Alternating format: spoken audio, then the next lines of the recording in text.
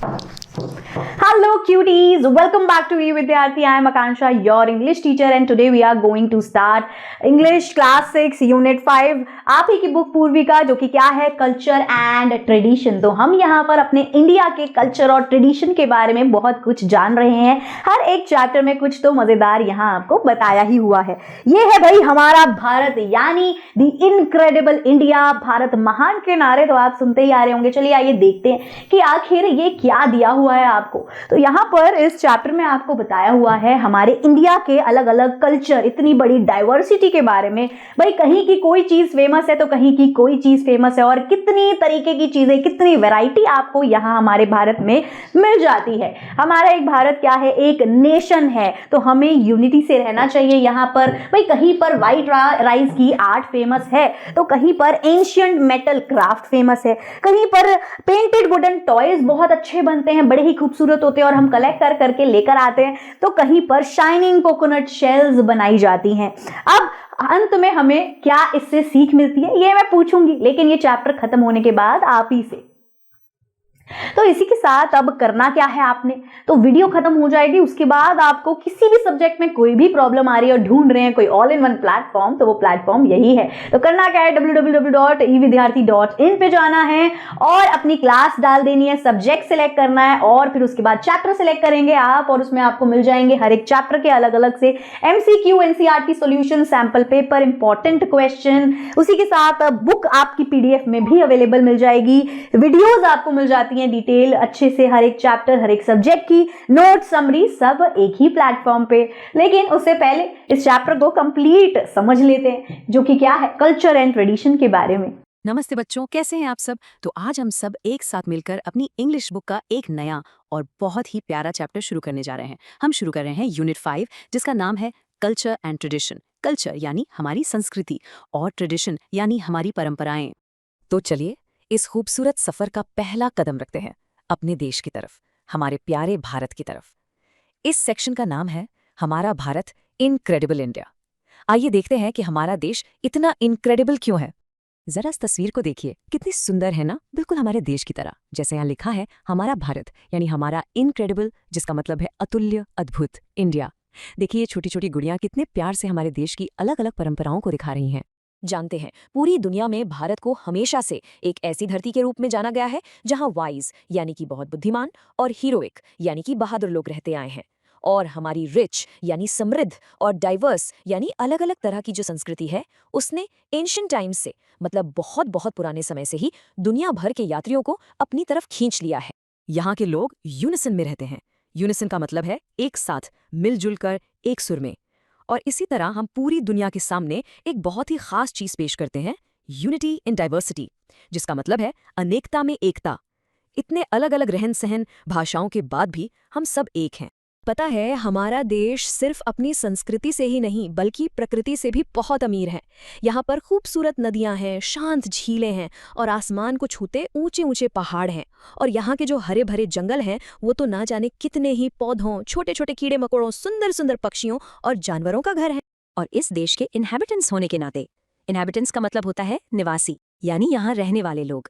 तो यहाँ के निवासी होने के नाते ये हम सबकी जिम्मेदारी है कि हम हमेशा मेहनत करते रहें और इस बात का ध्यान रखें कि हमारा देश हमेशा प्रॉस्पर करे, यानी हमेशा तरक्की करे और आगे बढ़ता रहे. तो चलिए अब हम चैप्टर की कहानी में चलते हैं. एक क्लास का सीन है जहाँ सारे बच्चे एक बहुत ही स्पेशल प्रोग्राम के लिए इकट्ठा हुए हैं, और उस प्रोग्राम का नाम है एक भारत श्रेष्ठ भारत. उनकी टीचर उनसे पूछती हैं, तो क्या आप पूरे देश से आए अपने दोस्तों से मिलने के लिए तैयार हैं? और पूरी क्लास एक साथ इतने जोश से जोर से चिल्लाकर कहती है, यस. टीचर एक और सवाल करती हैं, हम यहाँ किस प्रोग्राम के लिए इकट्ठे हुए हैं? और बच्चे फिर से एक साथ एक आवाज में जवाब देते हैं, एक भारत श्रेष्ठ भारत. और जब टीचर पूछती हैं कि इस प्रोग्राम का मतलब क्या है, तो रीनू नाम की एक स्टूडेंट कितना प्यारा जवाब देती है. वो कहती है, इसका मतलब है ये जानना कि हम सब एक ही नेशन का, एक ही देश का हिस्सा है, और यही वो बॉन्ड है, वो रिश्ता है जो हम सबको आपस में जोड़ता है. और हमारी यही यूनिटी इन डाइवर्सिटी हमें दुनिया का सबसे अनोखा, सबसे शानदार देश बनाती है. बच्चों, रेनू की इस एक लाइन में इस पूरे चैप्टर का सार है, उसका दिल है. और अब इस क्लास में शुरू होने वाली है एक वर्चुअल टूर, मतलब एक ऐसी यात्रा जिसमें हम कंप्यूटर स्क्रीन पर ही भारत के अलग अलग हिस्सों में बैठे बच्चों से मिलेंगे और उनकी अनोखी कला के बारे में जानेंगे. तो हो जाइए तैयार. स्क्रीन पर सबसे पहले आती हैं आकांक्षा। वो कहती हैं, प्रणाम, मैं आकांक्षा हूँ उत्तराखंड से। प्रणाम बड़ों को आदर से नमस्ते करने का एक बहुत ही सुंदर तरीका है। आकांक्षा हमें अपनी लोक कला एपिन के बारे में बताएंगे। देखिए, आइपा आर्ट को फैमिली फंक्शंस और त्योहारों जैसे खास मौकों पर बनाया जाता है। इसे सफेद चावल के आटे के पेस्ट से ईंट जैसी लाल दीवारों पर बनाते हैं। इन दीवारों को गेरू से रंगा जाता है। गेरू यानी लाल मिट्टी। और इसके जो सुंदर सुंदर डिजाइन्स हैं वो हमारी संस्कृति और हमारे आसपास की प्रकृति से ही लिए जाते हैं। अब स्क्रीन पर आते हैं प्रियरंजन उड़ीसा से। वो कहते हैं, सुप्रभात। प्रियरंजन हमें एक ऐसे आर्ट के बारे में बताने वाले हैं जो लगभग 4000 साल पुरानी है। इस मेटल क्राफ्ट का यानी धातु शिल्पकला का नाम है ढोकरा। ढोकरा बनाने का तरीका बड़ा ही दिलचस्प है। सबसे पहले मिट्टी से एक मूर्ति बनाकर उसे सुखा लेते हैं। फिर उस पर मोम की एक परत लगाते हैं और उस पर डिजाइन बनाते हैं। फिर से उसे मिट्टी से ढक कर आग में गर्म करते हैं। इससे मोम पिघल जाता है और बाहर निकल जाता है। अब जो खाली जगह बचती है उसमें पिघला हुआ पीतल का स्क्रैप यानी बेकार टुकड़े भर देते हैं। और जब वो ठंडा हो जाता है तो बाहर की मिट्टी को तोड़कर अंदर से सुंदर सी मूर्ति निकाली जाती है। अभी हमने एक नया शब्द सुना, कार्व। जैसे प्रियरंजन ने बताया कि मोम के ऊपर डिजाइन बनाते हैं, उसी को कार्व करना कहते हैं। कार्व करने का मतलब है किसी तेज नुकीले औजार से खोद कर कोई डिजाइन या नक्काशी बनाना। अब बारी है केरला की चित्रा की। वो कहती हैं, सुप्रभातम, मैं चित्रा हूँ। चित्रा हमें नारियल के खोल से बनने वाली एक ऐसी कला के बारे में बताएंगी जो ना सिर्फ सुंदर है बल्कि हमारे एनवायरनमेंट के लिए भी बहुत अच्छी है। इस क्राफ्ट को बनाने के लिए सबसे पहले नारियल के खोल को अच्छी से अंदर और बाहर से साफ किया जाता है। फिर उसे सैंडपेपर से घिसकर बिल्कुल चिकना बनाते हैं। इसके बाद उसे अपनी पसंद का शेप देते हैं और नीचे एक स्टेबल बेस लगाते हैं। स्टेबल यानी स्थिर, ताकि वो ठीक से खड़ा रह सके। और सबसे आखिर में वॉट पॉलिश से उसे चमका देते हैं। सोचो, एक साधारण से नारियल के खोल से कितने काम की और सुंदर चीज बन जाती है। चित्रा ने इस आर्ट को बायोडिग्रेडेबल कहा था।